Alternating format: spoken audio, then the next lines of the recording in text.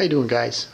Today we're gonna reassemble the RJ35 Veri Drive, and there's a couple different styles that I've found over the years.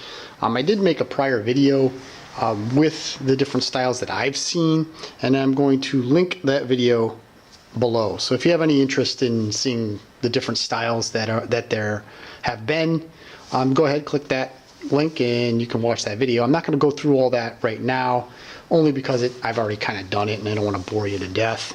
Essentially, the Veri Drive of an RJ35 is set up, or made up, I should say, of a few parts. So you have the rear, the front, and this is the center sheave, the slide sheave.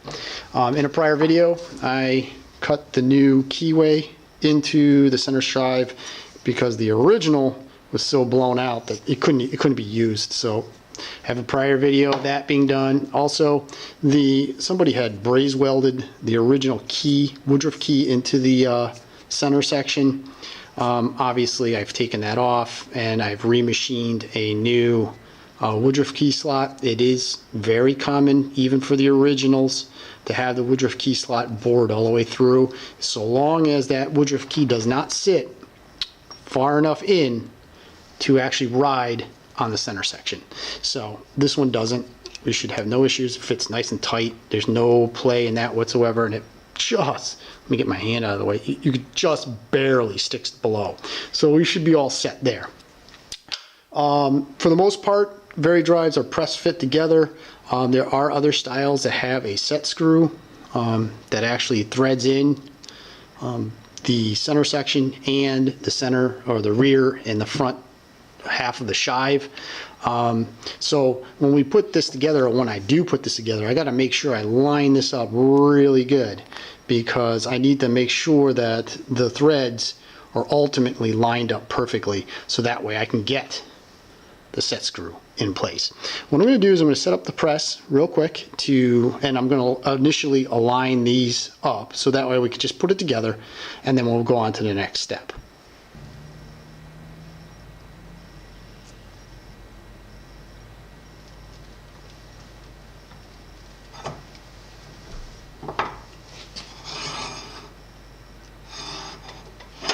Okay, so already I have an issue.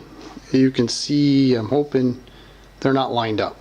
They're actually off just a hair. So this is the trouble with this style Veri drive.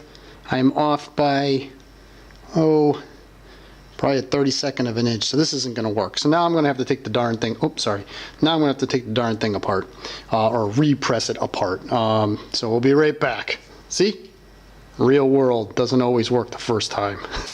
Okay, guys, it took a couple tries in order to get this set screw hole lined up with the center, so that way I can get the threads to line up so I can put the set screw in place. So what I had to press it apart, put it back together like 2 times. It's just the nature of the beast when it comes to these kind of Veri drives. So, but one thing I have an issue with right now is the threads are just not quite lined up. Actually, you know what? I'm going to try to put the set screw in right now. See if I can get that to screw in fairly. Oh, there. Oh, looks like it might just work for me. You see how that goes in? Oh, there you go. Mint.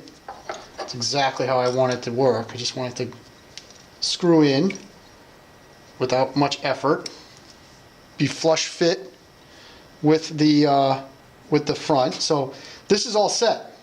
So it did take a little bit of work to get it there, but it's just the nature of the beast. So now that I have this positioned in place, it's time to flip it over and take a look at what we have here for the sheave. What we're going to do is we're going to get a Woodruff key that I've had, that we machined it for. Make sure it lines up fairly straight. We don't want to have too much, I want to have a lot of problems with it. So I'm going to make sure it sits into the Woodruff key slot real nice. Okay. Then I'm going to take my center sheave with the collar going forward, and we're just going to, slide this together. So Make sure, there we go.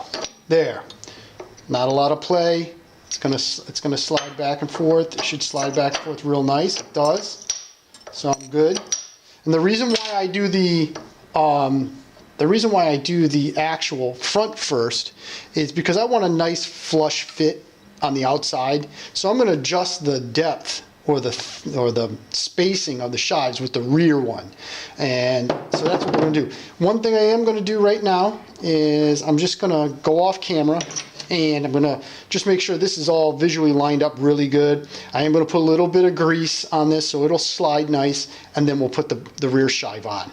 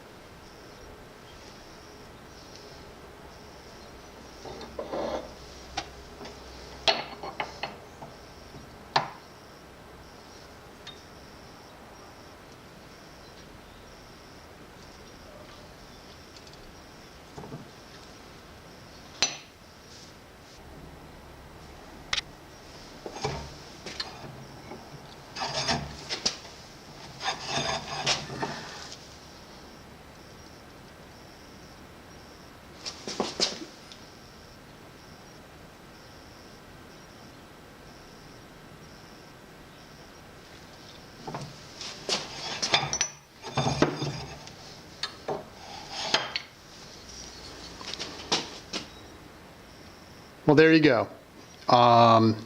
As you can tell from the video, it does take some finagling around with it. So that screws in, lined up nice and tight. Typically, the distance between the inner portion of the front sheave to the inner portion of the back sheave, that distance is typically 1 1/4 inches from fascia to fascia. Gives you more than enough sheave movement side to side. Very little movement, and you can tell this thing slides real nice. The only thing I need to do is add the bearings, the Torrington bearings in. Same thing, just throw it in the press them right in until they hit the lower like shelf area on both sides, and that's it. Put it back on. This thing should work just fine. All right, guys, that's the reassembly of an RJ35 Veri Drive. Now, here's a little thing of note. If you have an RJ35 that's missing the Veri Drive, basically the tractor is rendered useless. And it's pretty hard to find one of these, an original one. So what you can do is you can actually substitute one of these for a Boland's Veri Drive of the same time frame, the 50s. The walk behinds, some of the Boland's walk behinds had a Veri Drive very similar to this one, a little bit different looking. I've had a couple of them. The only thing you need to do is you need the bushing on the shaft because the thickness is a little different. So something just to keep in mind. So if you find an RJ35, it's missing the Veri Drive, you can look for an original Veri Drive from a RJ35 and from a Boland's walk behind. All right, guys, thanks a lot. There it is. We're going to be moving on.